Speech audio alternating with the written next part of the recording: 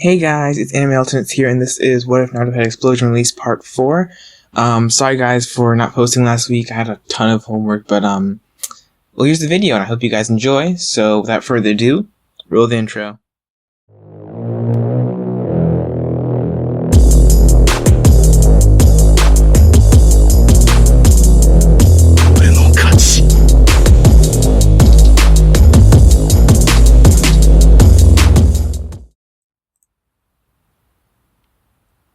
Time skip.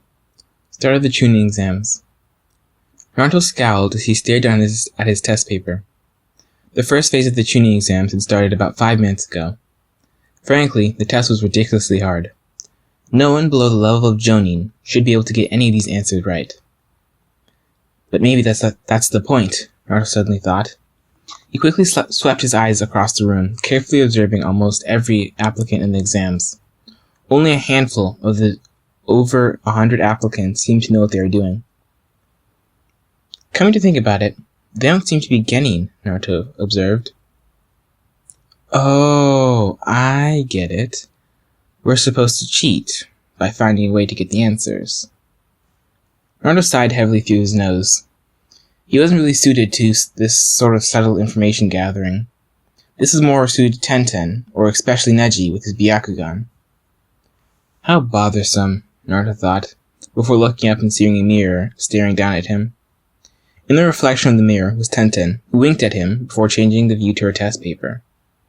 The mirror was hidden so very cleverly between two ceiling lights that anyone not in his seat wouldn't be able to see the mirror.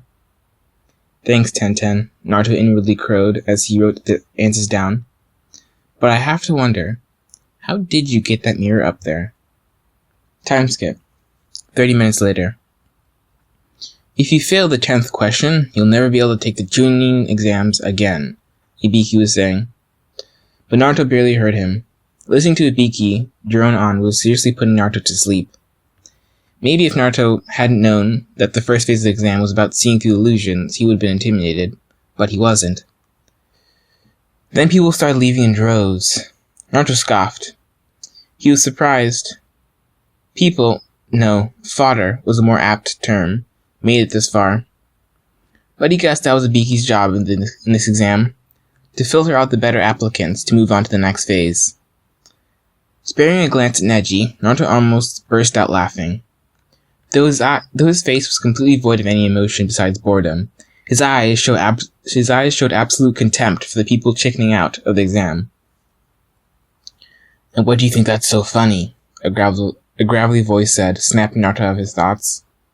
If you're so calm, care to share why? Naruto stared at Ibiki for a second before speaking up. Well, you said each proctor can make up their own rules, so it stands to reason that if you're not proctoring the exams, the next one we take, then we can become Chunin. And even if we couldn't, the Kage's word overrides all rules. So if you have a good enough reason, they can just promote you. Ibiki sneered down at Naruto before replying. In the ninja world, there are no second chances. Too true, Naruto shot back. But then again, by the time you find yourself in need of a second chance, you'd be dead. So no point in worrying about bygones. Ibiki's sneer twisted into a vicious, but not unfriendly, smirk. Not bad, kid. For those of you that are still here, you all passed the 10th question.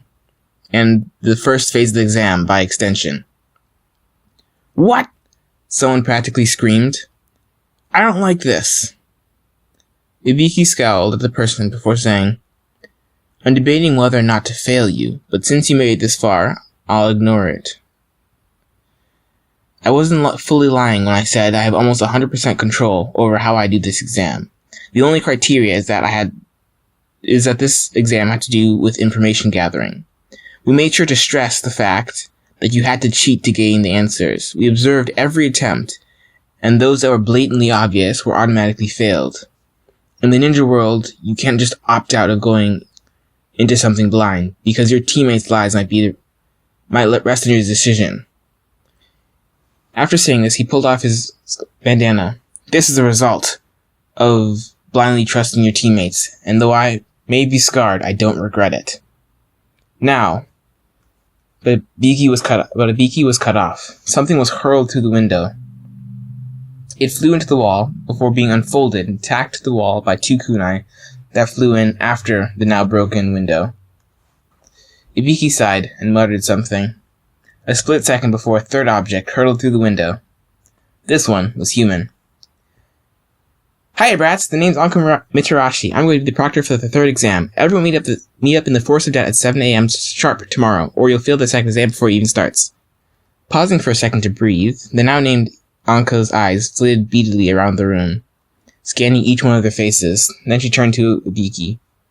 Wow, Scarface. 35 teams? You really let a lot through this year. You're slipping. Ibiki rolls his eyes, clearly used to Anko's antics and fast way of speaking. Nope, just a slightly more talented group this year. But that's not really saying much. Anko grinned predatorily. Won't matter much. I'll cut them down by at least half by the end of the second exam. I get going, brats. You'll need all the sleep you can get. Oh, and I'd also pack food. The second phase of the exam is more of a practical one. She then disappeared, seemingly into thin air. Naruto rolled his eyes as everyone started to leave. Naruto rolled his eyes as everyone started to leave. She was just using the body flicker jutsu, although, as it was impressive, she managed to use it without hand seals. Naruto's eyes flicked to Neji, who was also seemingly impressed. Neji, in turn, shot a quick glance at the ceiling before continuing on leaving. Ah, so she went to the roof, Naruto thought. Not so impressive to those who know what she did, but to the rest of these greenhorns, it might seem quite cool. I just hope she gives us something fun in the second exam. I really want to blow something up. Time skip. Next day. Start of the second exam. So what's the plan? Tenten said as they rushed into Training Ground 44, also known as the Force of Death.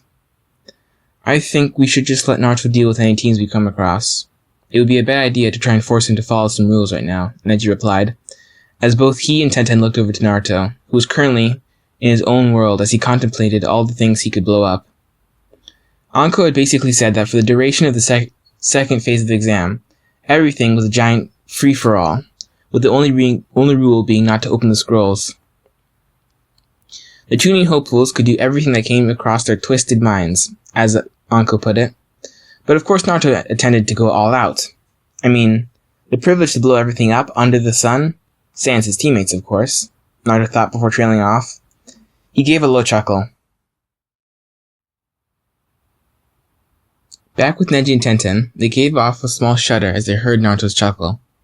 Of course, he was perfectly sane. His proclivity towards blowing things up was a tad bit much. Though you could always rely on Naruto to watch your back in a pinch. Hey, Naruto, Tenten said. Naruto scowled as he looked over.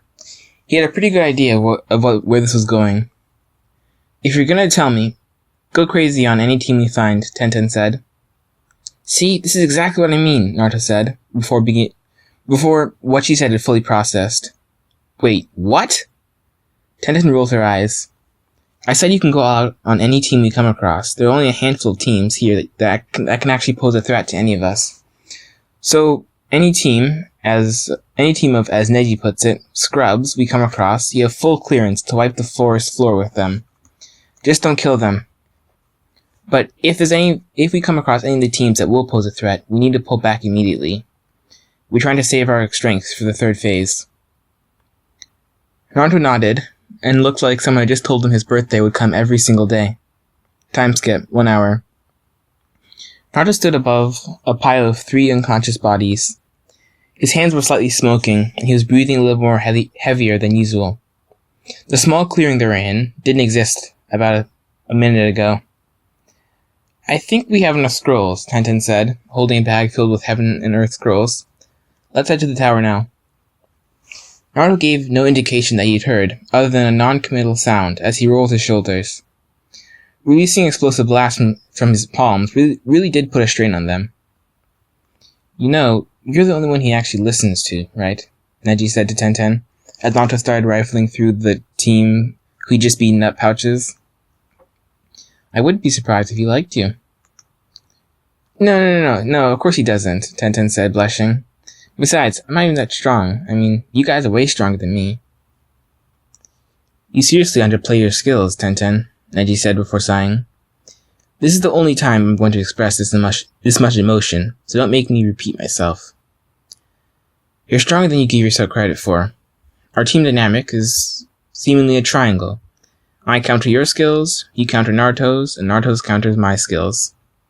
The only reason you've never actually beaten either one of us is because you don't know how to proceed from your current skill level. You're trying to master every weapon you can, and along with other ninjutsu, but then your skill in a specific weapon isn't as good as it could be. My advice is focus on a few things and master them before moving on. After Neji finished speaking, his face reverted back to normal. Uninterested, and he turned away. Time skip. 5 days later. Tenten stared at the ceiling from her bed in the infirmary. The preliminaries hadn't gone as well as she'd hadn't nearly gone as well as she'd hoped. Naruto had utterly destroyed his opponent, an Inuzuka by the name of Kiba. He'd picked him apart and redirected all of his attacks so that they hit Kiba's dog partner, and vice versa with the dog. Neji had in a similar manner dismantled his cousin Hinata. He took a break from his normal manner of starting a fight by first mentally unstabilizing his opponent with words, then picking them apart. As soon as his match started, he blitzed towards Hinata and proceeded to utterly outmatch his cousin in every way. But during her own match, Tenten had idly observed that the tables had been reversed. She was completely outmatched. She had the misfortune of growing up against her perfect counter, a Tsuneganin that used wind-style ninjutsu. Her name was Tamari. So as Tenten lay there, she promised herself then and there that she would get stronger. What she didn't realize is that she had said this out loud. Outside her room, Naruto and Neji smiled microscopically, before deciding that it was best to leave her alone for now. They would expect a lot better team spars in the future. Walking down the hallway, they passed the team from the sand. The redhead, Gaara, and Naruto exchanged slightly unhinged grins. Naruto's palms smoked, and Gaara's sand buzzed slightly. Naruto, quit it, Neji said. He's your opponent in the next phase. Save it for then. Naruto replied with a grunt, still not breaking eye contact with Gaara. Then after a second he smiled. You'll do.